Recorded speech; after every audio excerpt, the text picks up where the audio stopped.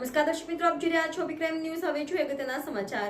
ગુરુકુળ વિદ્યાપીઠ નવરહ દમણવાળા ગુજરાતી માધ્યમ શાળા લાલગુરુ પ્રાથમિક વિભાગમાં સંસ્થાના પ્રમુખ પરમ પૂજ્ય સ્વામી અમરીશાનંદજીના સાનિધ્યમાં તેમજ આચાર્ય શ્રી વિપુલભાઈ પટેલના નિરીક્ષણ હેઠળ બાળકોમાં ભારતીય સંસ્કૃતિનું સિંચન કરવાના હેતુસર માતૃપિતૃ પૂજનનું આયોજન કરવામાં આવ્યું. માતૃપિતૃ પૂજન રાખવાનો મુખ્ય ઉદ્દેશ્ય બાળકોમાં માતા પિતા પ્રત્યે ઉમદા ભાવ ઉભો થાય અને સાચા અર્થમાં તેઓ ભારતીય સંસ્કૃતિ અને ઋષિમુનિઓએ ઉભો કરેલો સાંસ્કૃતિક વારસો સાચવીને ભવિષ્યમાં આદર્શ નાગરિક બને. આ પ્રસંગે મોટી સંખ્યામાં વાલી મિત્રો તેમજ બાળકોએ હાજરી આપી તેમજ પોતાની લાગણીઓ વ્યક્ત કરી. રિપોર્ટર નૈતિક રેશમવાળા, અભિક્રમ ન્યૂઝ, સુરત.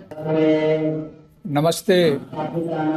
गुरु ब्रह्मा गुरु विष्णु गुरुदेव महेश्वर गुरु साक्षात परब्रह्म तस्मै श्री गुरवे नमः. मातृदेव भव पितृदेव भव आचार्य देव भव गुरुदेव भव.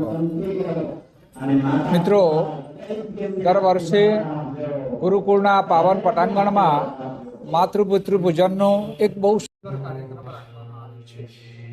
ગુરુકુળની અંદર જે શિક્ષણ આપવામાં આવે છે એની અંદર માતૃપિતૃ ભક્તિ એ વિશેષ છે.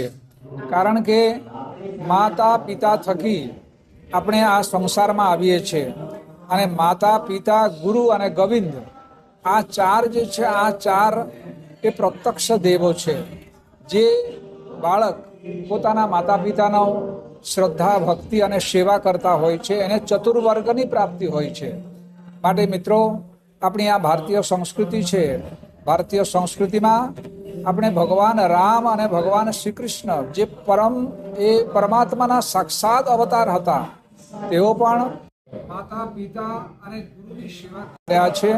અને ભગવાન શ્રી રામચંદ્રજી રાજા હોવા છતાં પણ પિતાનું આદેશ પાલન કરીને 14 વર્ષ સુધી વનવાસમાં ઉઘાડા પગે ફર્યા છે.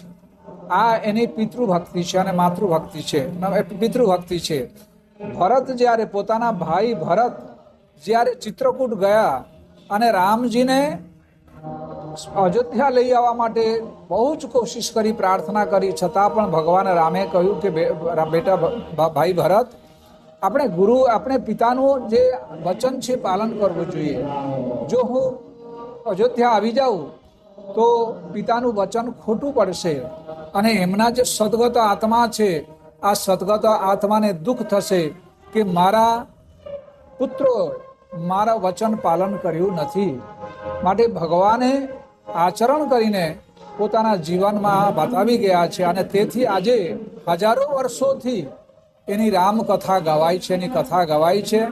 અને આપણે એનું એક તો ભારતીય સંસ્કૃતિ છે એ રામાયણની સંસ્કૃતિ છે, રામજીની સંસ્કૃતિ છે, ભગવાન શ્રી કૃષ્ણની સંસ્કૃતિ છે, વશિષ્ઠની સંસ્કૃતિ છે.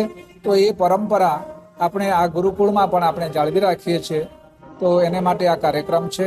સૌને શાબ્દિક શુભેચ્છા. અસ્તુ. નારાયણ.